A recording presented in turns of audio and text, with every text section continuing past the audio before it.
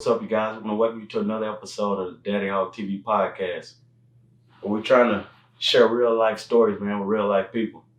So today we got another special guest, one of my brothers. Watched this man growing up. I always looked up to him. Older guy in the community, man. Always dropping jewels. My brother Recardo Walker. What's up with that? And today, man, he gonna share some interesting stories or a story, dropping jewels with you guys, man. Trying to spread that inspiration, that motivation to show you and encourage you, man, to not never give up. Right. All right.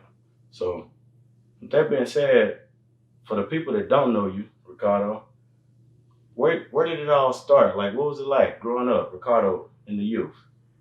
Well, I'm from Preston. I'm from the P. It all started with me. I'm West Olive. I'm West Olive, baby. Always have been. But it didn't just start with me myself. I'm the oldest of a twin, and that's where where it started with us. That family was there. Everybody was like really on the same block. You know what I'm saying? My partners, they wasn't too far. So, it started here.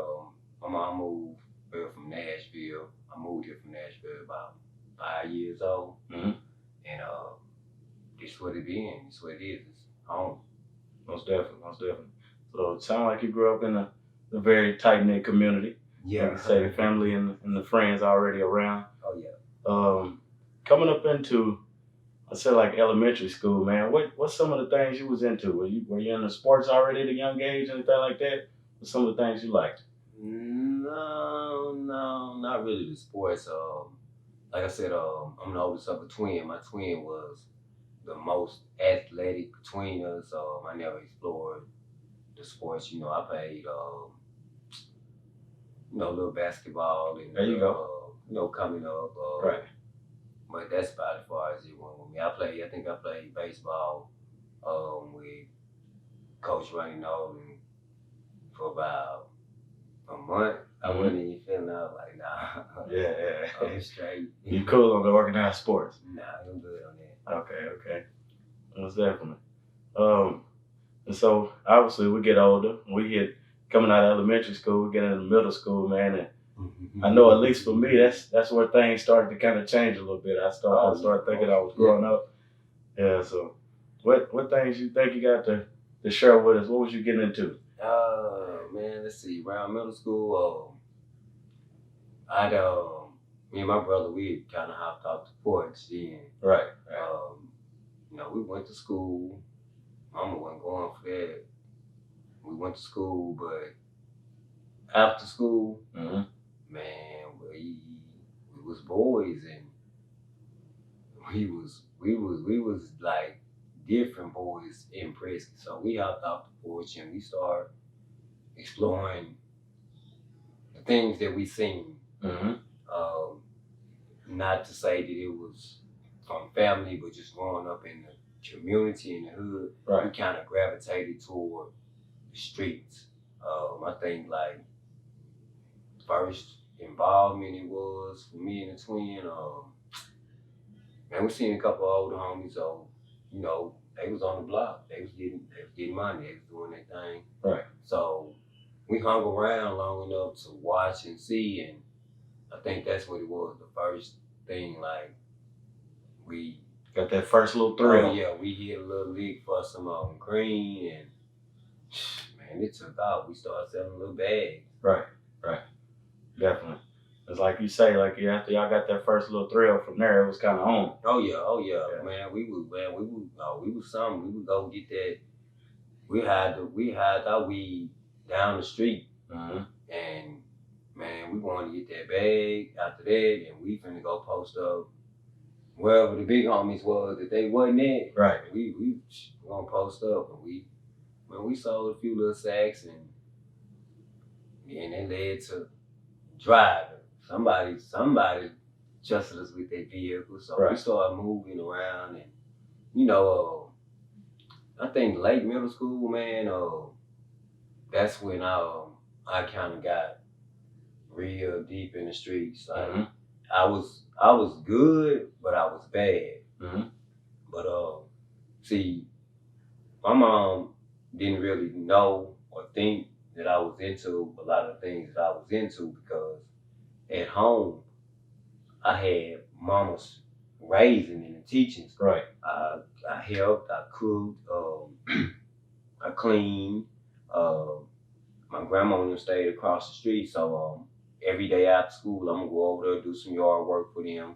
Right. But it looked like he was the perfect child she was raising, right? Yeah, what it looked like. Yeah. But it just was a look though. Right. Man, but when I got away from putting on that act or being who I need to be around them, mm-hmm. man, it got to the point to where, man, every day me and my brother left. We was on the west side. Every day we left to walk to the east side. The park was jumping back then. Mm-hmm. So, but man, we never walked across them tracks without 2 pistols, 3 pistols, or something. Mm-hmm. One of us got 2 and one of us got 1. Right. So, with that, you know what I'm saying, we was known, you know. I remember Lil Mac, shout out to Mac the Barber. Yeah. That's my bro. Y'all, you yourself, I remember seeing y'all as, you know what I'm saying, little homies. Yeah. And y'all looked up to us, but y'all were kids. Y'all didn't know exactly what y'all were looking up to. Exactly. And we were kids. We didn't know exactly what we was being. Right. Right. So it was just sad, you know what I'm saying? Mm-hmm. And, but man, with the guns, at some point as boys, you want to see what these guns do. You want to see what they're gonna do? Yeah, definitely. Yeah. I've been walking around with it, toting it. I've been toting it. Yeah. I've been wiping it off. I've been hiding it from mama. Mm-hmm. I want to see what it do. Right. And I think the first time, man, I got into like using a pistol was, the park. Like I said, the park used to be deep. Mm-hmm. I'm talking about so deep, and me and my brothers was over there, and people got into it, man. And here we is with these pistols. Right. So we bust. We let shots out. We cleared the park. Mm-hmm. You know what I'm saying? And get back to the west side. I don't know what Twin was on, but I got this other character I'm being to mom and them. Mom and them didn't even know about it though. Right. Like, you would think they would have because it's Prescott, but like eventually they got to hearing like, hey, Cookie boys, the twins, but mm-hmm. I think that's when we got kind of out of control with it then. Okay. Consequences started coming some juvenile probation. I went to Alexander. I was supposed to be there for like 2 months. Then they're making me take this program. I stayed there 6 months. Then the assessment test, Mm-hmm. They sent me to wilderness camp, and I was in wilderness. It was a 9-month program, and man, I wasn't with that, man. Just like you, we working every morning. We going to school, but like in the daytime, it's like hard work in the woods, Right. And I remember so vividly, my mama and my twin and a lot of my family, they used to come up there and see me, and it was trying, bro. Mm-hmm. But like you would think that it would have stopped there. Right. And that's what I was gonna get to. We was kind of talking off camera. So, with that being your first time being incarcerated, when you was able to get back, into the world and get back amongst the people, probably. I'm sure that you was already around previously and within your community.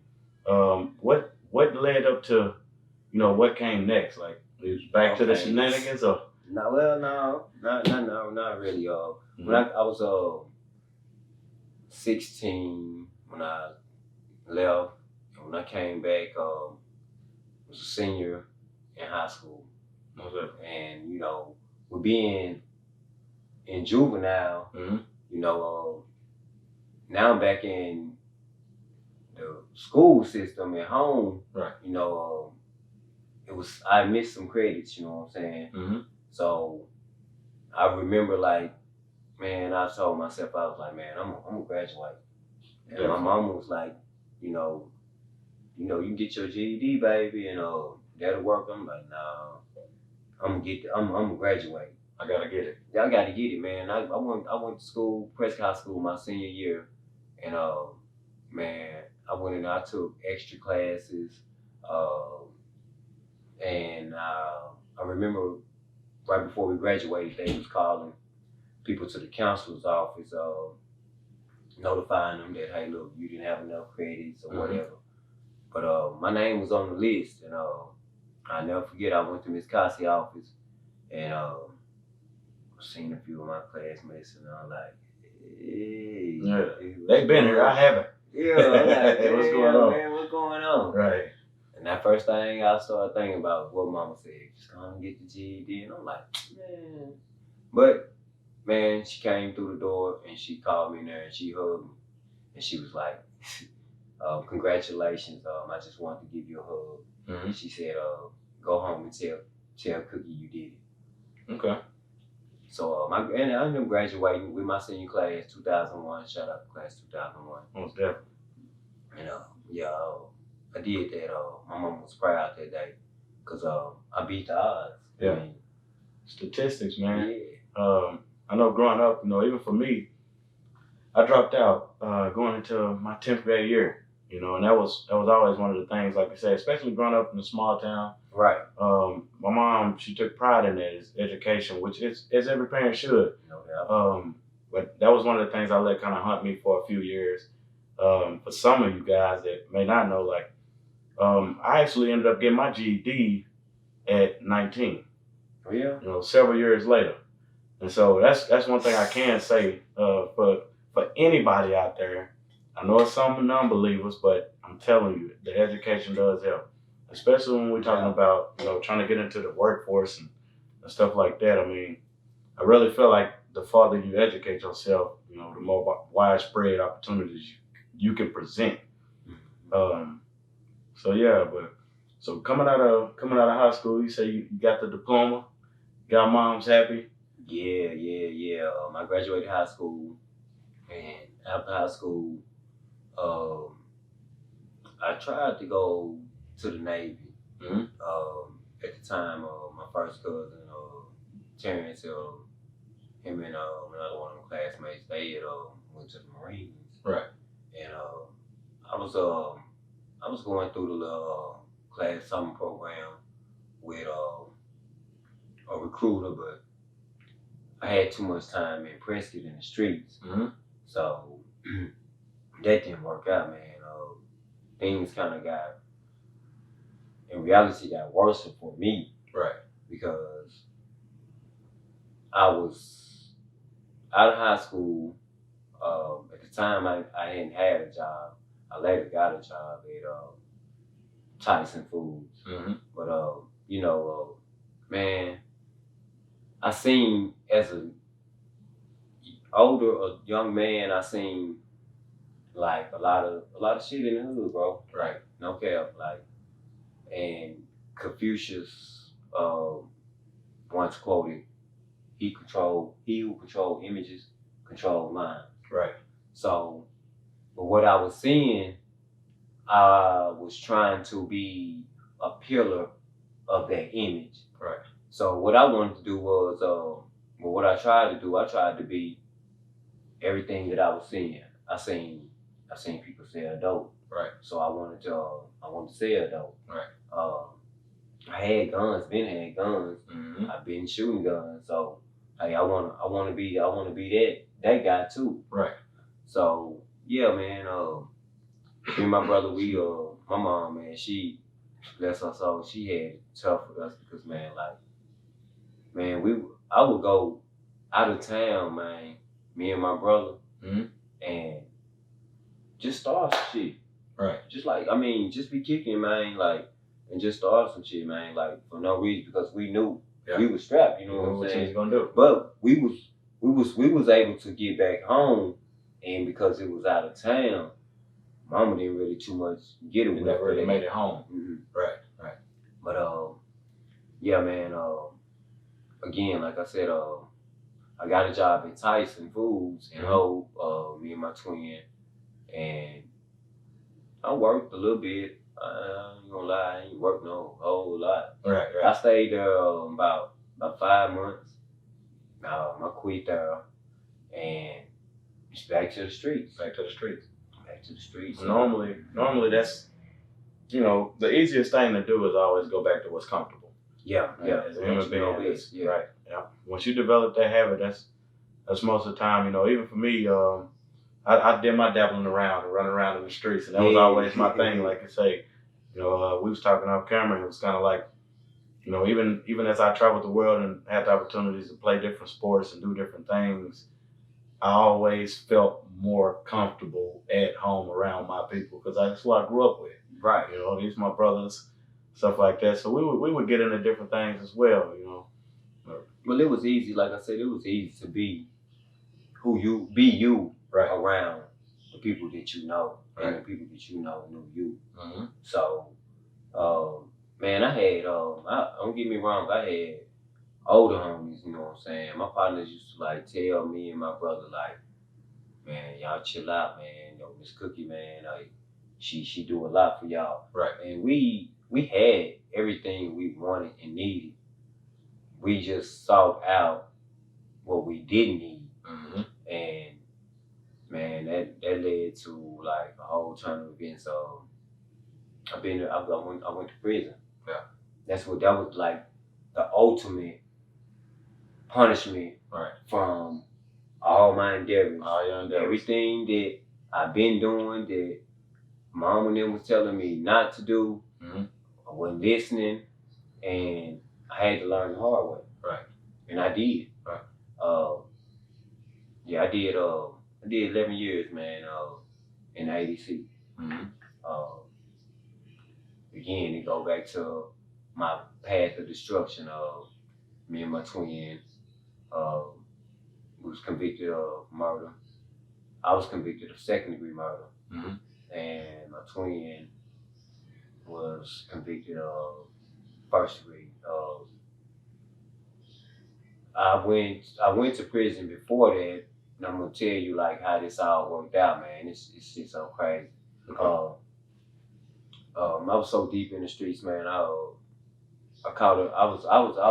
that fella, man. Like when it's game time, it's some work to be put in.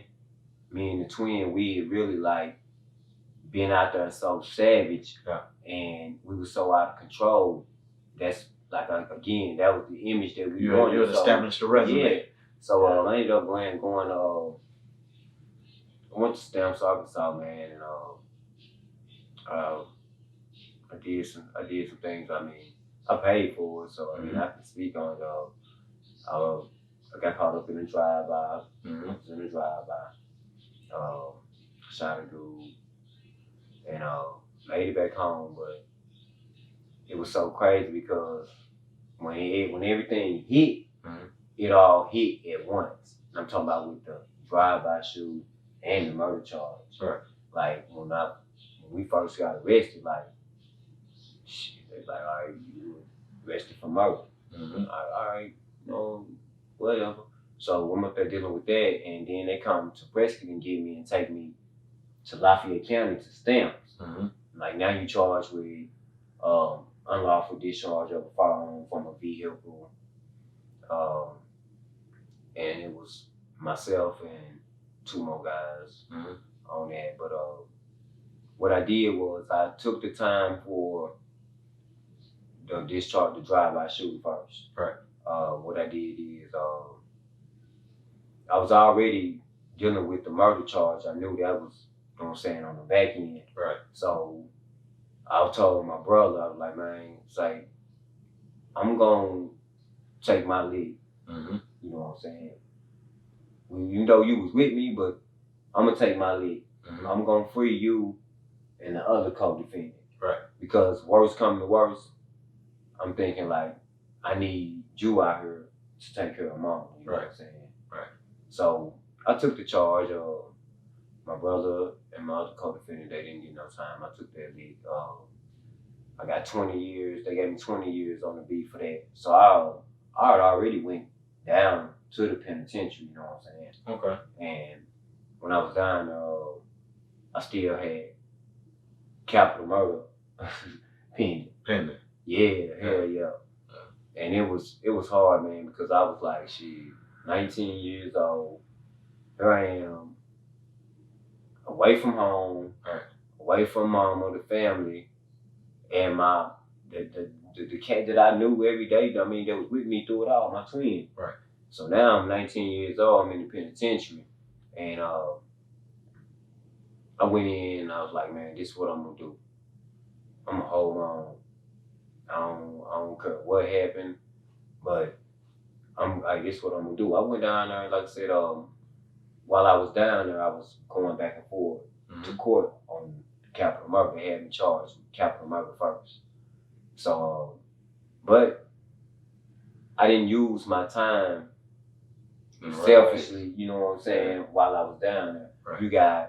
You got more references as far as access to law work, and I ain't know nothing about the law, bro. I went down there, I started going to the law library, and I was asking questions about my case.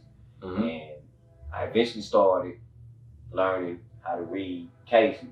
Right. So I dealt with that. I brought back what I knew from the penitentiary. I came back to Prescott, and I went from capital murder to second-degree murder. And man, I wasn't finna play with them folks, man. I already know like what was on the plate. So I took a plea, man. I took an Adams plea, man. It took 20 years, man. On the beat, the Adams plea is I'm not saying that I'm guilty. I'm not saying that I'm not guilty. And you can't use me to testify against anybody else. Right. Yeah. Right. Rock solid. So I took that, and what I did is I got them to run it together. So I had 20 years from the drive-by shooting and the 20 years from the murder charge. They ran together. And man, initially I was supposed to do 5 years and come home.